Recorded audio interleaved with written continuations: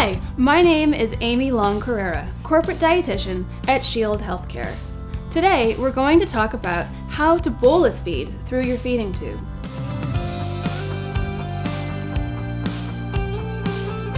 Bolus feeding is a type of feeding in which you use a syringe to deliver formula through your tube.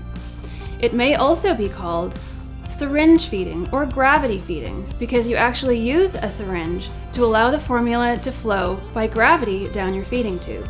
Most people will take a bolus feeding every few hours or so, and each feeding should take about 20 minutes.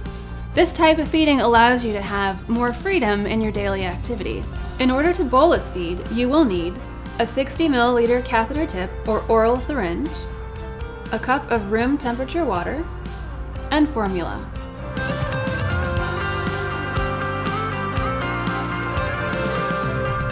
Always wash your hands before handling your tube or any supplies.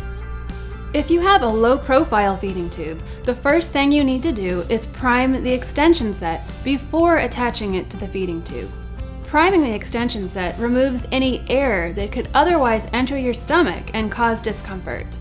The first thing you'll do to start your bolus feeding is to remove the plunger from the syringe and attach the syringe to your extension tube. Pour in 10 to 15 milliliters of water and allow it to flow just to the end of the tubing. Next, clamp the extension tubing. Now you're ready to attach it to your feeding tube. If you have a regular gastrostomy tube, flush your tube with water. This will help to push anything through that might be stuck in the tube from your previous feeding. To flush your tube with water, remove the plunger from the syringe. Next, take your syringe and attach it to your feeding tube. Now, you'll pour in 10 to 15 milliliters of water into the syringe and let it flow through your tube. Now go ahead and grab your formula container. You'll want to shake it and clean off the top before you open it. With your other hand, slowly pour formula into the syringe. Allow it to flow by gravity into your stomach. It should take about 15 minutes to give yourself about an 8-ounce can of formula. You can speed your feeding up or slow it down depending on your tolerance. You're more likely to tolerate your feeding better if you're sitting upright during your bolus feeding and for at least half an hour afterward. So to make your formula flow faster, you can actually raise your syringe higher in relation to your stomach, or you can take your plunger and push the formula through. You can make the formula flow more slowly by lowering your syringe in relation to your stomach. Or you can try taking only a quarter of the can or half of the can at a time with a few minutes break in between.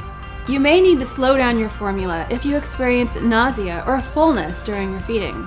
You may also need to slow down your formula if you have diarrhea or an upset stomach immediately after your feeding. Refrigerate any leftover formula for up to 24 hours, and remember to take it out about 30 minutes before your feeding. Cold formula can upset your stomach. For more tips and tricks on tube feeding, be sure to visit shieldhealthcare.com.